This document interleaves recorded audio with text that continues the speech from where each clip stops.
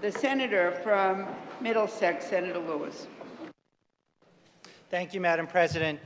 I want to start by expressing my gratitude to the Senate President and the Chair of the Ways and Means Committee for your tremendous leadership in bringing this excellent piece of legislation before the body today. I want to thank so many of my colleagues for your input. We've had robust debate around the topic of tax relief and tax reform for a long time now, and really appreciate that the legislation before us today really embodies the best thinking and the values that we share. I want to applaud the remarks from the lady from Somerville, and I want to build on those remarks in my comments today. You know, before I ran for the state legislature, I worked in the private sector. I actually worked in the high-tech industry for several different software companies here in Massachusetts for over a decade. And I want nothing more than to see the Commonwealth of Massachusetts continue to lead the country and the world in innovation, in creating and growing new businesses and high-paying jobs, in fueling economic growth and opportunity and a higher standard of living for all of our residents. I want the Commonwealth of Massachusetts to continue to be a magnet for talent and creativity and investment, and continue to be the great place to live, work, start a business, raise a family, and retire, a place we all love. I have been very disappointed, to tell you the truth, with some of the arguments and the narrative that has been put forward by some in our business community. Folks at places like the Greater Boston Chamber of Commerce, the Mass High Tech Council, Pioneer Institute, even our friends at the Mass Taxpayers Foundation. You know, they all opposed passage of the Fair Share Amendment last year, which so many of us worked for over a decade to pass, to make our tax system a little bit fairer, to provide desperately needed revenues for education and transportation. And they didn't just oppose it, they pushed an overblown narrative with a lot of fear-mongering, that people were going to be losing their homes, and the cranberry farmers were going to be driven out of business, and all of this overblown rhetoric.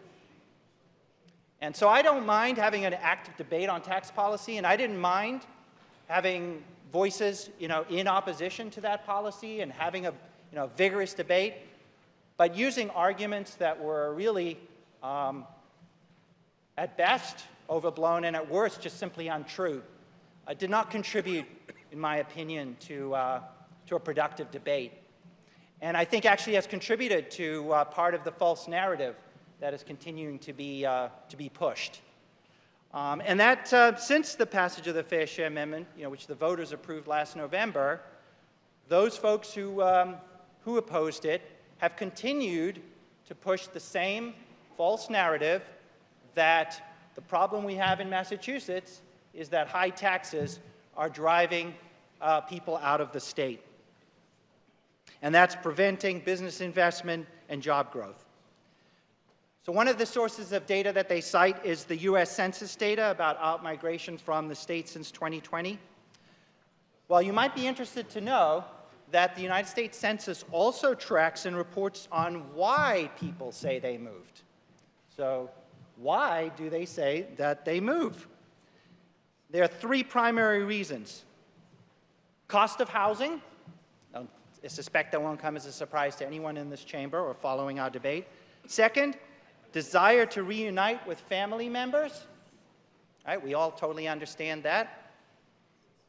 And third, new job opportunities. Those are really the big three that why people will relocate. And this is at a variety of different income levels.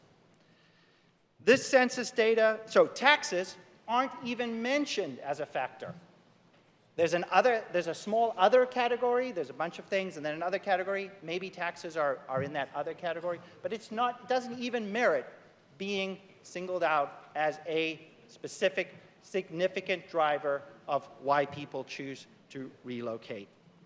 And this census data is backed up by decades of academic research that shows that very few wealthy people move just to avoid paying taxes. And in fact, the opposite is true. Very high-income households folks tend to be older, they tend to be married, tend to have children, tend to be embedded in their communities, local business networks, which is exactly where they've been successful and how they generated their income and their wealth. So these are, in most cases, the people least likely to move. Of course, there's always exceptions.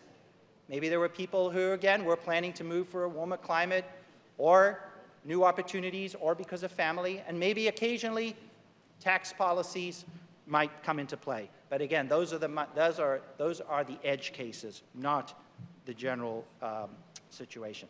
And also, you might be interested to know that the minority leader mentioned this other statistic, I forget where it came from, if it was census data or somewhere else, about the 60,000 people that left Massachusetts.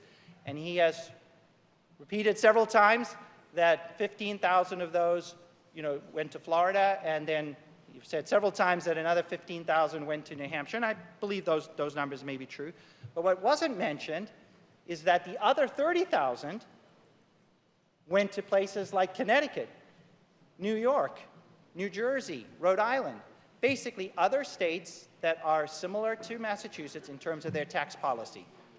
So maybe some, I don't know why they went to Florida, maybe taxes came into play, maybe the weather, maybe business opportunities, maybe a lot of people like to retire there. New Hampshire, obviously people can continue to work in Massachusetts, they can continue to own a business in Massachusetts, and they can live in southern New Hampshire. That makes sense for some people. But again, the other half who may have left the state, and again, this is only outmigration, this doesn't include people who moved in, right? Lots of people have also been moving into our state over the same time period, went to states where, again, their tax policy is very similar to ours. And the other argument that the minority leader used, and these same folks in the business community will often cite, is that adjusted gross income argument, that these folks are leaving and they're taking several $billion worth of wealth. And that argument is just plain false. And they know that that's not true, and they're continuing to push that false narrative.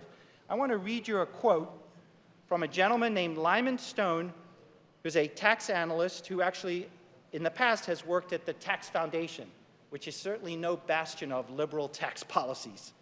And this is what he said, quote, "It is common for migration commentators to treat the AGI, the adjusted gross income, of this IRS data, which is known as statistics of income data. So it's common for migration commentators to treat the AGI of IRS SOI migrants as, quote, migration of money." And I believe the minority leader made that argument earlier today about several $1 billion leaving with these folks. This is an egregiously wrong use of the data. Those who read the data this way have either failed to perform the most basic due diligence of looking at the IRS SOI manual to explain what this means, or else they are attempting to actively mislead their readers. I can go on in detail as to why that argument is false. That is, in almost all cases, that is not income leaving the state. There are a few cases, like if retirees leave, yes, they may take their Social Security income with them, or veterans benefits, but the vast majority of cases, that it does not mean because someone leaves that the income is leaving. And again, the folks who are pushing this narrative, they know that, and they're continuing to push it anyway. So I do want to acknowledge, just like the lady from Somerville and the chair of Ways and Means who spoke earlier, that we do face serious challenges. And as has been said, that really focuses very squarely on that demographic of sort of, young people and, early working age.